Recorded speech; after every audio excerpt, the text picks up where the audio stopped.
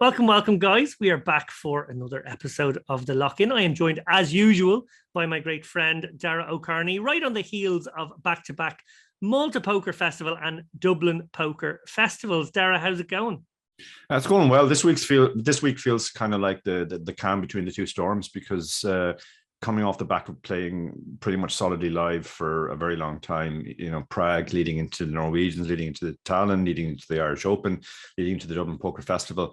And we have UK Dublin next week. But this week has been sort of like play a bit online and catch up on the other stuff. Yeah, very much feeling the same way, trying to make a bit of content, this show included. We're busily trying to put together the next episode of the chip race. And of course, we have writing commitments and you've coaching commitments and all that good stuff too. Yeah, it is a bit of a struggle. I was actually talking to our boss today saying how hard it was, just on the off chance that we don't get all our content made at some point in the near future. I wanted to make sure he knows that we're still getting it all made now, even though we're playing ridiculous amounts of live poker. But anyway, both of those live festivals we mentioned there, the Malta Poker Festival that I was at and the Dublin Poker Festival, both sponsored or sponsored/powered by Unibet. Looking at Unibet objectively, Dara, for a moment, why do you feel it was important for us to be back in the mix on the live poker streets? Well, I think the Unibet approach to live poker has always been sort of a very grassroots up approach, where we don't put on high rollers and we don't put on even big buy-in tournaments. It's always very much aimed at sort of grassroots recreational players. Now, unfortunately, the Unibet Opens, we haven't been able to run them the last couple of years with the pandemic, but what we have done is we've partnered up with very good existing festivals like Malta, like Dublin, and that just sort of sends out the message that Unibet are still very much committed to grassroots live poker, which I think is very important to Unibet's mission in general, to sort of make poker more fun. The way you make poker more fun is you get more players in at the recreational level, and you run these big recreational events. We were both at the Dublin Poker Festival last week. There were very, very few pros there. The fields were 99.9% recreational, and that gives it a special atmosphere, I think. Yeah, I don't even count as a pro anymore. I'm just a washed up content creator. I definitely wasn't counting you. Well, look, I did attend both festivals. You obviously did the full stint, the 2 weeks in Dublin. There was a sort of a week of Malta Poker Festival and a week of Malta Poker Festival and week of Dublin Poker Festival overlapping. And I tried to do sort of a week of each. I attended the Malta Poker Festival. Both were a great success. Yvonne Montealegre, who was obviously a guest on the last episode of the chip race, she knocked it out of the park, it's got to be said, with the help of our good pal Unibet DSO's Alex Henry. The main event structure, which was Alex's structure, was really, really good, which is sort of something that was on show as well in the European Deepstacks, and a topic I want to cover now, if you don't mind. Dara, you won the inaugural European Deepstacks, I want to say, over a decade ago. It has what some might call a gimmicky structure. You start 1,000 big blinds deep, but I actually really like it. And more so even because they add in these weird little in-betweeny levels. Like there's a 1,500 3.5K level and a 3.5K 7K level. And those levels with the 15 3.5s and 3.5 7 are there all the way through whenever that, is potentially it should go 3 6 4 8. They stick that one in. So I thought, well, a lot of tournaments these days, almost like they're chopping out levels, like where there was always a kind of a clean 10 levels between big blind 100, big blind 1,000, and again, big blind 1,000 to big blind 10,000. We're finding more and more like there's only 8 levels in there. And this tournament actually had 12 levels in there. So it was an awful lot more play. And I just thought, well, that's allowing these tournaments to stay 40 big blinds deep all the way through. We noticed that.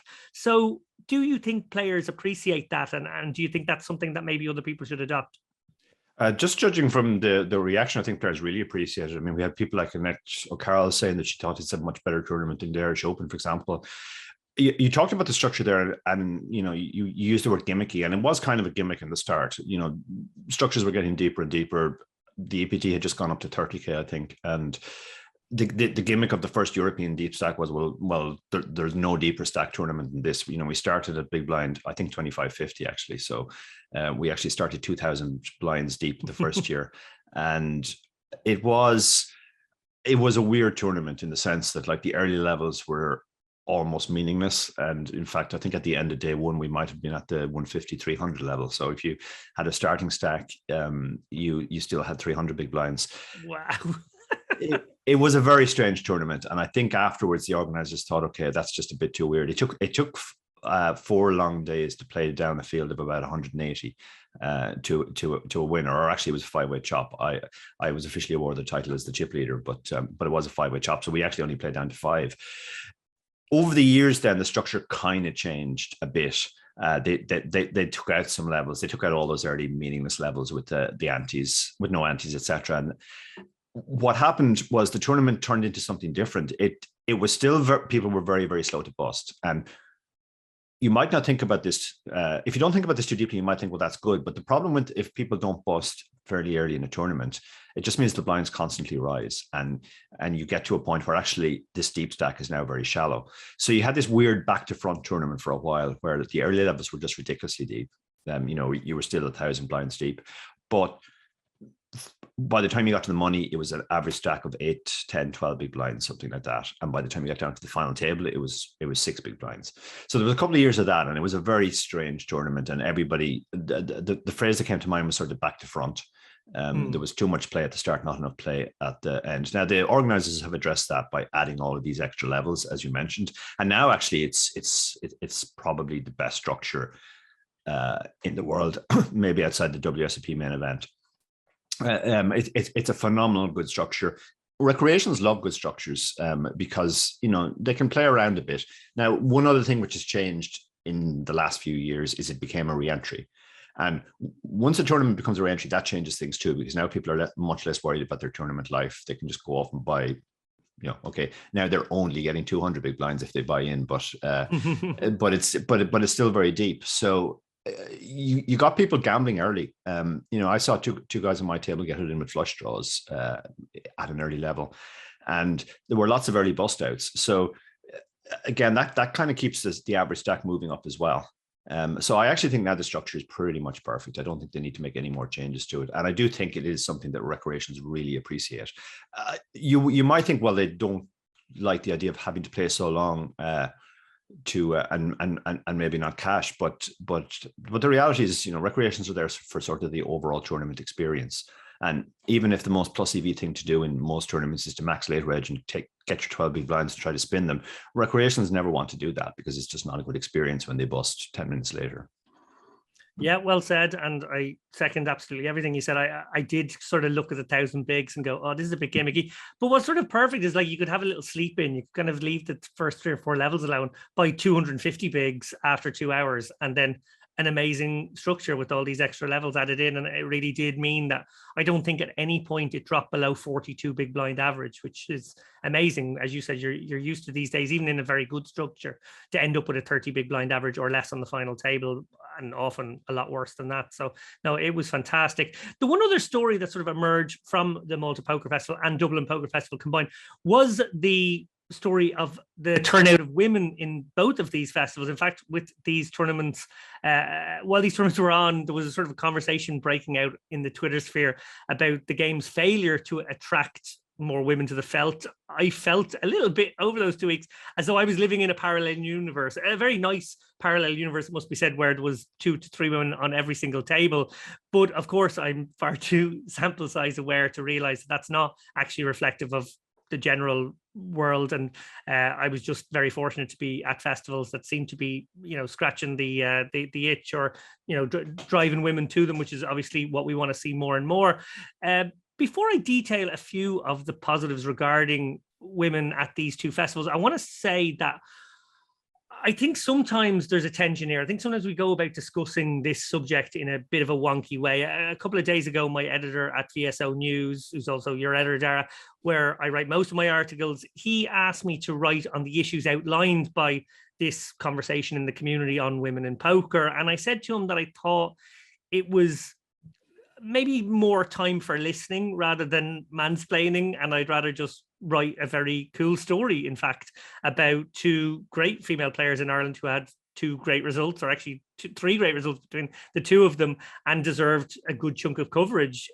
He was very happy for me to do that, but I felt as though even by taking that viewpoint, there was a tension there as well, because while at one level I was maybe doing the right thing by just giving coverage to the deserved people, there is an other impulse to be an ally in this situation as a man who wants to see more women in poker.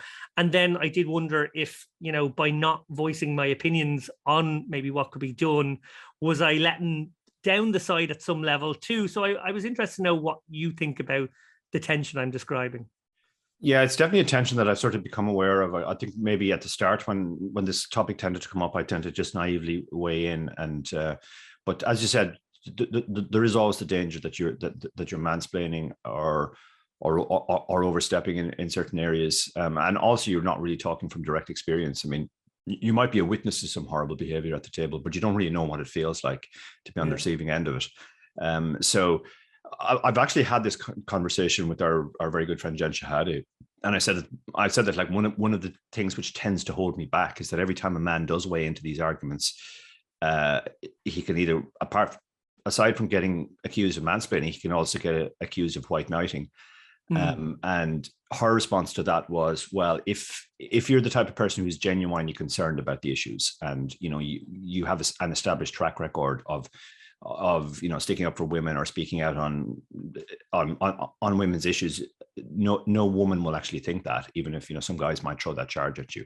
But if they do, so what? Because it's a false charge. So I thought that was an interesting point, that it's you don't want to be the guy who just goes like yeah for women every time this comes up, but does nothing else the rest of the time. I think within the context of the broader conversation, it is very interesting to me that at least for the first time that I've been aware, some very prominent women have come out and talked openly about pretty horrendous sexual harassment they've endured at the table. Now, there is a culture in poker where a lot of men actually seem to genuinely believe that this just doesn't exist. Now, I really wonder under what rock they've been playing most of their poker, because we've all witnessed fairly horrendous things. But I think what it is that the poker world has different norms. So stuff which would be regarded as outrageous and genuine harassment in almost any other field is kind of brushed off as, well, that's just banter in poker. And it clearly isn't when it's a minority group that's on the receiving end, and it makes them very, very sensitive and vulnerable. So to come back to your topic, I think we should obviously try to spotlight women as much as possible, their achievements. And, we on the show do that. Like the Ship Race has an unofficial policy of trying to make it about 25% female guests. Now, given that's at least 5 times as much as the female representation in poker, but we're sort of aiming for the world that we would like, rather than the current world we have. We don't beat the drum about that, because it's just a sort of thing that we do to try and equalize the gender imbalance. But I do think other podcasts could maybe take a string from our bow as well. Like, I do look at some podcasts and I look at their guest list, and it's very hard to find even one female. And that can't be right either. Whatever about it, you could say, well, we don't want to overrepresent them. You definitely don't want to underrepresent them. I also think that the type of women that poker attracts tend to be very strong women who can stand up for themselves, and that in itself can kind of create the narrative. Well, women can give as good as they get, and we don't have to mollycoddle them or do anything for them. But we are only seeing the women who are able to endure what the poker world throws at them. We're not aware of the countless other women who might want to play, but don't. And you see this discrepancy between live and online. Far more women play online than play live, and that's because they don't have to deal with bad men behaving badly at the table. And I think that's a message to take away too. I was amazed by the numbers in Malta, I have to say. Yvonne is obviously doing something amazing there, and I'm going to be actually interested to hear what you have to say on what you think those reasons are. Yeah, well, she sort of describes a secret sauce that, first and foremost includes reaching out to all the women's groups. There are various women's communities and advocacy groups out there, and she pretty much reached out to all of them and sort of makes them feel like it's going to be a very female-friendly environment, and she really wants them to be out there, and she's putting on, extra events just for them too. And that was very apparent. I think maybe 4 or 5 different groups. There was patches from various different groups there, and that was obviously a big part of why the numbers were so large. She also did female-only satellites to the main event which I thought was a very clever innovation as well, that sort of ensured that the liquidity stayed within the female pool. Obviously, some of them were going to lose in the satellite, but at least, a woman would ultimately emerge. Now, obviously in an open field satellite, a woman could emerge and take all the lads' money, and that will be fine too. But it was a way to sort of guarantee good representation there, which I thought was very interesting, and maybe also created satellites that were more appealing to women in the first place to hop into. So again, kudos on that idea. The other thing, I suppose, is just like, Yvonne is not somebody to be trifled with. I've been on the receiving end of tongue lashing once or twice from Yvonne over the years, and she's an intimidating presence, and I think that sort of sets the tone in a way for her festivals. Like, floor staff were instructed to take absolutely no shit. If there was any obnoxious misogynistic comment, people were going to get penalties very quickly. And there was just a general vibe at the table. And I think that sort of attitude creates a general vibe at the table where, the other men at the table will shame people out of horrible behavior too. And, that's sort of a gentle way to sort of address bad behavior, because some people will only do shitty things if they think, well, people are responding positively to this shitty thing I'm going to say or whatever. And actually they'll keep their fucking mouth shut if, everybody around them will go, what the fuck did you say that for? What, the minute they get negative feedback, they'll immediately go back into their box, and it will shame that kind of behavior out of the few people who might still do it. And I think that's sort of a healthy environment to be sitting in too. But I also just think maybe Yvonne has earned this over a lot of years. She has beat this drum for many years about her former work on the Malta Poker Battle of Malta, and now with the Malta Poker Festival, about trying to champion women in poker. And I think that just results now in somebody who for a decade has created this space that women feel particularly comfortable in. It was also very clear that while there was 30% of women in the fields in general, 20% in the main event. Also, and this is a bit more anecdotal, but when I was in the cash game room, as I was quite a few times, and that cash game room might have maybe 100 people in it at any one time, there was absolutely 2 women per table I could see throughout, and often more. So whatever she's doing, it's working. And I suppose that segues us nicely then to the Dublin Poker Festival, where, of course, Dara, you and I saw women basically crush this festival. It was wonderful to see. First and foremost, Willow Connolly won the Irish Seniors Championship, and in doing so took home a trophy, which is actually named after her mum, Jenny Hegarty, who, of course, is the 2001, I want to say, Irish Poker Open champion. Jenny was a absolute champion. She came second in the Irish Open, I think, in 1999. She regularly won the cash leagues and all these various different things in her local casino, and a bit of an Irish legend. So for Willow to win the trophy and get to bring a trophy with her mammy's name on it and put it on the mantelpiece, I think is a special one. What do you think there? Yeah, it definitely was. Willow is one of the great characters. She's the grand old dame of Irish poker. She's been around forever. She's always in the mix. She plays very much against type. She's a very aggressive player and has always done very well, and more than able to hold her own at the table. Also, it has to be said, from a great poker family, her immediate family, like her husband Eamon plays, her sons all play or deal. The poker is basically ingrained into that family. They are one of Ireland's great poker families. Just returning briefly to Malta, I did enjoy the conversation and the sort of bewilderment of men as to why it was 30% at the Malta Poker Festival. And I had to chuckle when the most common reason being offered was like, oh, well, it was a nice place to go, as if somehow women have a greater preference for nice weather than men, and that would be the deciding factor. I mean, Malta is very much a poor man's Monte Carlo, and I don't think there were too many females in attendance at Monte Carlo, certainly nothing like 30%. So trying to brush it under the carpet of like, oh, well, it's just because they like to go out and get a bit of sun, that just diminishes Yvonne's incredible achievement, and it is an incredible achievement. Also, to add to that, there's no chance they were all pale skinned sitting in the casino like the rest of us. They're playing 12 and 15. Of course, they're poker women. They're poker women. It's not. In fact, most of them probably have had more experience of playing online, so they have they have even more reason to be pale than their male counterparts, and to fear the sun. Absolutely. Well, Dara, in my article, I listed a few good stats, actually, I suppose, with regard to Irish poker and women. The first one was that it was won, the Irish Poker Open was won on 4 occasions in its first 21 years by women. Is there something different culturally to how women's participation is perceived in the game in Ireland? Yeah, there absolutely is. There's a long tradition of women playing card games and other competitive things in Ireland, which doesn't exist in other countries. In other countries, the women made the sandwiches, they set up the table, and then the men played. But I recently read 2 books written by my aunts about their childhood. They grew up in Ireland in the 1930s and 1940s, so it's a very distant age. And back then, center point of sort of the social life for people down the country was a thing they called the gamble.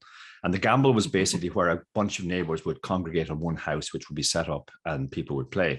But it was men and women who played.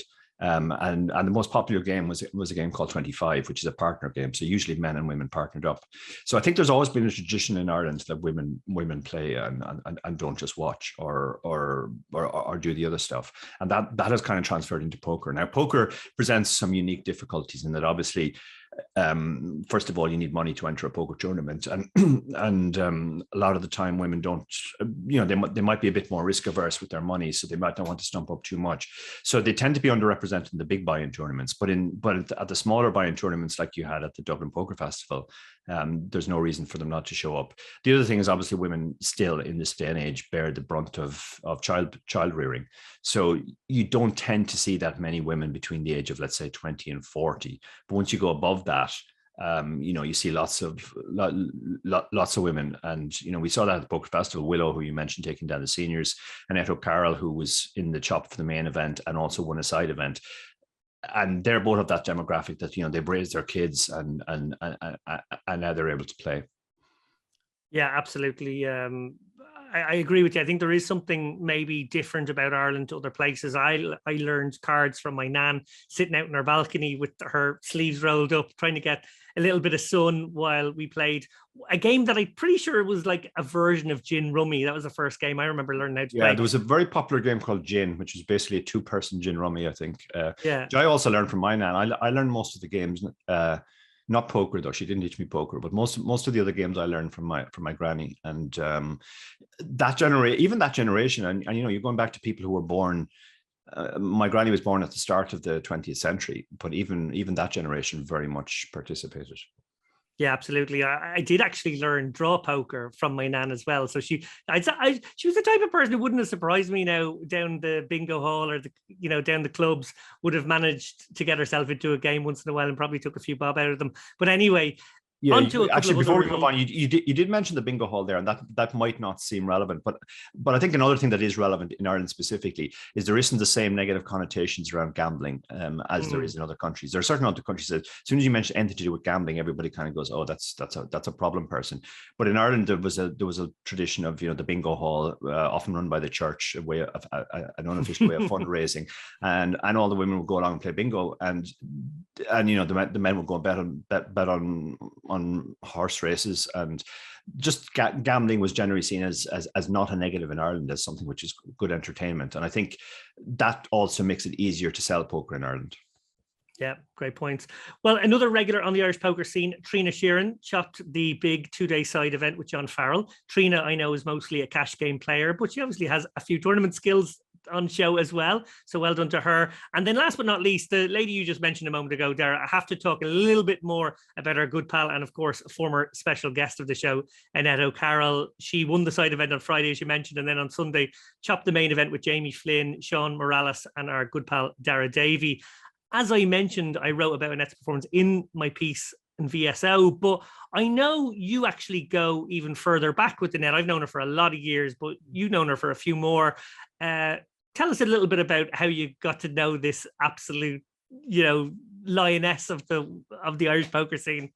Yeah, when I was writing my piece, I wanted to include a few stories about Annette to kind of give a flavor for her, but I also had to be careful that she wouldn't give me a box the next time she sees me. So there were some of the stories I thought these are great stories, but I can't possibly put them in. But one story I did put in was the first time we met, and the first time we met was in 2009 in City West at a side event. It was a 300 side event, and we both got to the final table.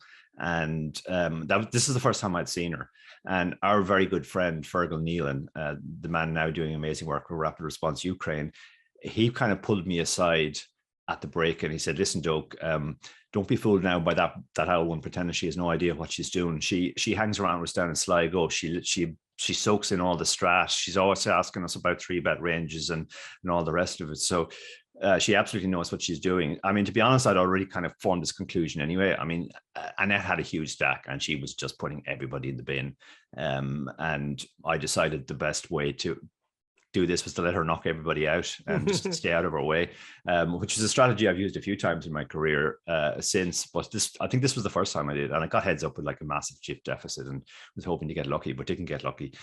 She won, which she constantly reminds me of every time she meets me as well. Like the first time we ever met, she beat me heads up. That I didn't have you in a barrel, Mr. O'Carney, and I knocked shades of shite out of you.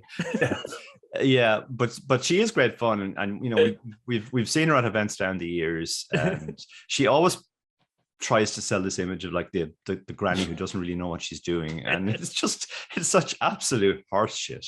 It's just ludicrous. I mean, there are other old people that do it, but she does it like to a ridiculous. She has absolutely no shame on this stuff. Constantly coming with the poor mouth that they're all picking her, and she's usually the most aggressive player at the table. So it is pretty funny. I mean, at the time I met her, the big female phenomenon on the world stage actually was Annette Oberstadt, Annette 15 as she was known, because that was her screen name. Apparently she started playing when she was 15, but we used to say we had our own Annette 75, and that she was even more ferocious. And you know, in more recent years she's also our own AOC. She's very much leading the cause for women being treated with respect in poker as well, but she's the kind of player, she's never really played too much on the whole female thing. You know, she'll go after the women at the table just as aggressive as she'll go after the men. So she's very much a positive role model in the sense of like she's just a poker player first and foremost. Yeah, she really is. Well, look, next up, WSOP prep. The World Series starts in just 2 short weeks. How is it already that time of year again? I don't know how. And it's around this time of year, I guess, anyway start making promises to myself to eat better and do a little bit of running, because, you know, Dara sometimes makes me run when we're out there. And I'm heading out for the last fortnight of the series, so that gives me a little bit more time to prep myself. Dara, you're going out for 3 weeks. That means you're going out in about 5 weeks' time. Mm-hmm. We had a pretty successful campaign, it must be said, last time out. We made that last-minute dash out to the series. I had 4 deep runs, including the main, and you, of course, had 4 cashes, including a final table. What does your WSOP prep look like? Is it weighted towards study, or is it a sort of even mix between study and then health/mental game stuff? It kind of depends where I am. Like a lot of years I've been sort of in great shape. So it's just been a case of ramping up the study. For example, for 1 year, I remember I watched and rewatched Zach Elwood's video series on tells, and I found that incredibly useful. In fact, some of the players in the videos actually popped up at my tables in America because he's obviously using American examples. So that was particularly useful. And I tend to orient my study towards, rather than the technical stuff, sort of trying to think about how you exploit live players, rather than, you know, what's the optimal strategy, 100 big blinds, low jack versus button or whatever. At the moment, I am doing some preparation as well. I'm working with a study partner who's also going to be at the WSOP and going through, focusing mainly on ICM, it has to be said, because I think that's probably where the biggest immediate gains are made, but also some short stack stuff. But this year for me, most of the preparation is going to be oriented towards physical preparation, because with all the live poker that's happened in the last 2 months, I have sort of let that part slide. I've got out to do runs as well as as much as I can, but like with the best one in the world, for example, last week at the Dublin Poker Festival, I only got out for 2 short runs. So I'll be using the period between the UK IPT, which ends at the end of next week, and when I head to the States exactly a month later, to sort of focus on just getting into a good routine of running, meditating, eating well, and doing all that stuff. And calling me fat. That's normally part of your preparation. Well, you're an inspiration to me in other ways. It's sort of like, don't be like Lappin. Well, look, another subject that comes up around this time of year is markup. I saw a tweet just the other day with Sean Deeb threatening to break out his markup police costume. I think we all don't want to see that again. But anyway, Dara, people like to buy action from players willing to sell a bit of action at the series. That tends to be the sort of big time of year for buying action. It's obviously a great opportunity to have an interest if you're not going yourself, or if you are going and you just want more action. But markup can be a thorny subject at the best of times. There are three things actually I've written down three things here on my notes that I want to dispel, notions I want to dispel before I have you weigh in on your thoughts, Dara. The first is how people sometimes relate markup to expenses. So say a player justifies his markup on the basis of him having to fly to Vegas and eat some food and stay in a hotel and that sort of thing. And that is sort of inbuilt into his offer. For me, that's just nonsense. Of course, the player has expenses, but buying his action should never be part of that. It should be decoupled from that aspect of it. It's a straight business transaction on the tournament itself. The player should guesstimate his ROI and then share some of the perceived edge with the backer. That sort of brings me to the second thing, which is that a player doesn't have to share his ROI right down the middle with the backer. That's something I actually used to think in my early days of selling action. For example, if a player has maybe a 20% expectation, it's probably reasonable enough to sell at 1.1 and split the edge. But if a player has a 70% expectation in something, I don't think that means they should have to sell at 1.35. I think something around 1.5 in that scenario is pretty fine. A backer who is getting a quick turnaround, let's be honest, on a plus EV proposition in poker doesn't deserve half your edge if your edge is very large. Finally, the third thing I have noted down here is selling action is essentially a market, and sometimes players, maybe because they're famous or maybe because they network well, will get markups that are not justified by their edge. It's fine that this happens so long as the transaction, in my view, is transparent, but it's also fine to highlight such cases. So poker doesn't have a sort of a board or a regulations kind of, thing for such situations. All we really have is public opinion to maybe coerce and shame players into not taking the piss sometimes. So with those in mind, do you agree with what I said there, Dara? And would you add anything?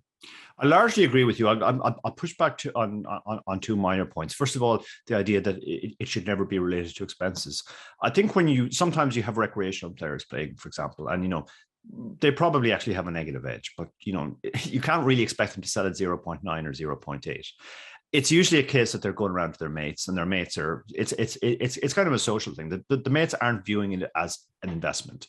We as poker players, professional poker players, we would view pretty much everything we do, it has to be plus EV, and therefore we're looking at it through that particular frame of, well, what's their edge and what are they offering.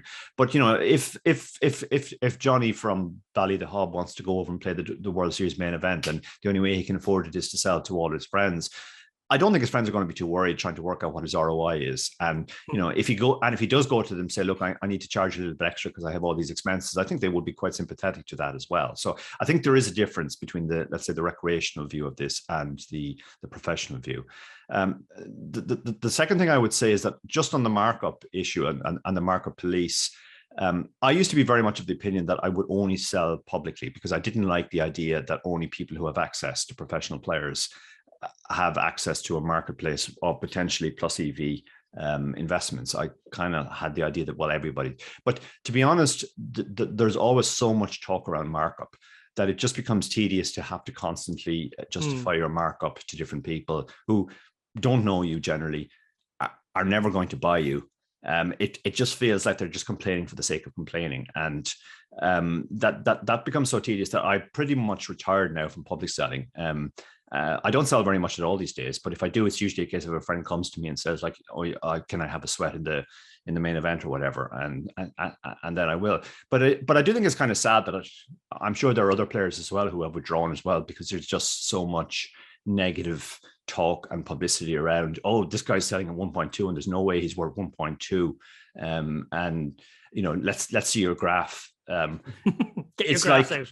It's like if you were going to hire a plumber and you insisted on seeing details from every single client he'd ever had. And details of what courses he'd done, etc., etc. It just seems a bit over the top. Show me your last 10 toilets. Exactly, yeah.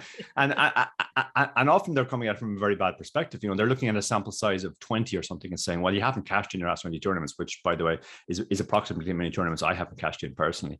But that's neither here nor there. And they'll go, well, you're obviously crap now. And then you'll have other people saying, well, online is not the same as live, or other guys will say, oh, he's winning live, but the sample size is too small. There's just so much chatter around this that it becomes, to my mind, incredibly tedious. It is weird that it is the one aspect of the poker economy that comes under such heavy scrutiny, players selling pieces of themselves in tournaments. You don't see the same level of bitching about rake. You don't see the same level of bitching about salaries in poker companies. You don't see the same bitching about how much people are charging for training courses or any of this stuff. It is just as one area where everybody seems like they feel they have the right to have an opinion. And while I completely accept that if people are selling at a ridiculous mark, which is going to be a rip off, then people have the right to point that out. But it seems like this it's just done to too much to far degree, and it actually becomes a negative rather than a positive for the way the market operates, in the sense that it tends to drive people to selling privately rather than publicly.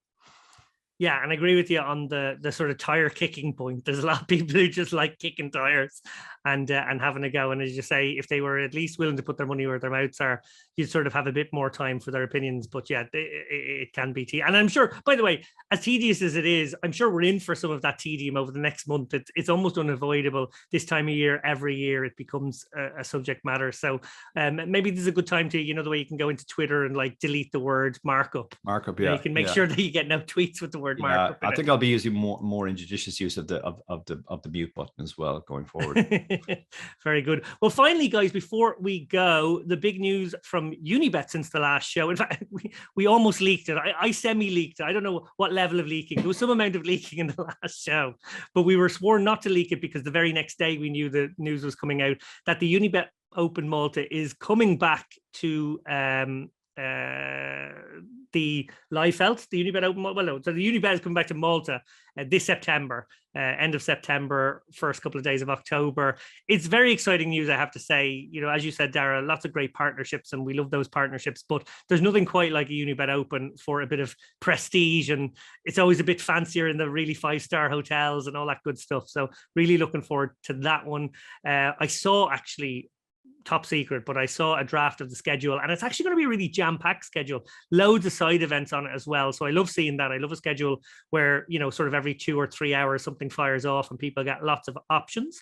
Satellites, by the way, guys, are already running in the Unibet client, 4 packages to this event. They're 2K packages, feeders all week long, and then finals on Sunday. And I swear to you, these are dripping with value, not just because the Satis themselves are soft, but also because I'm pretty dang sure these 2K packages are actually worth about 23 or 2,400 in value when you add in all the extras that you will be receiving.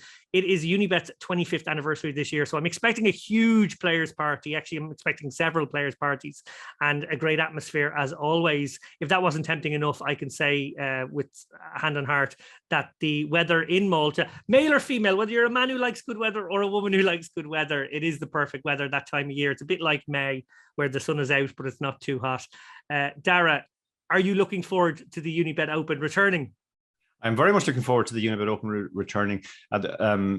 One thing, Unibet have done such a good job on their live events down the years that I think people sometimes think that everything that happens at an event that has Unibet on the wall has to be sorted out by Unibet. I had people coming up to me at the Dublin Poker Festival complaining about chip colors, complaining about pretty much everything about how hot it was in the room, etc.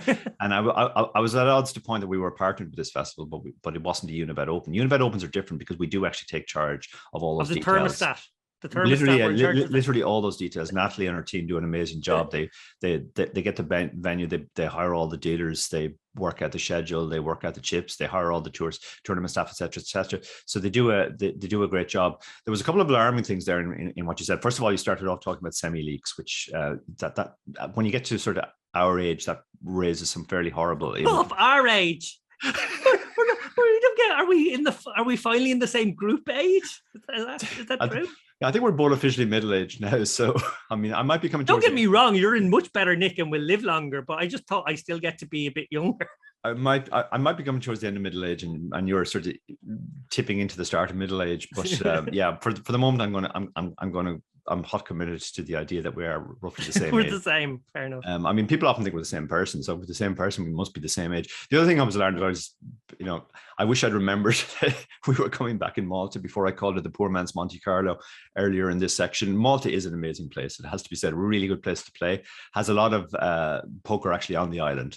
A lot of the sites, Unibet included, have offices there. So you have not just players, but also staff, people around poker. And, Malta Poker Festival, Battle of Malta, all these events are famous. There used to be EPTs in Malta. It is genuinely a great place to play poker. And it's good to see Unibet coming back. And it's a very nice hotel. And that's something that Unibet always prioritize. The idea that the recreational player, you want them to have a good experience, even if they don't cash the tournament. And they will. If they come to Unibet Open Malta, they'll have a great experience. Yeah, Monte Carlo is the rich man's Malta. Yeah, I would call it the rich pricks Malta, but we'll quibble on that. Look, it remains for me now to wish you a good day, sir. We did it in the afternoon. You can still see the sun shining outside. That's unusual. We usually do these at night. Like me out a bit early for this one, David.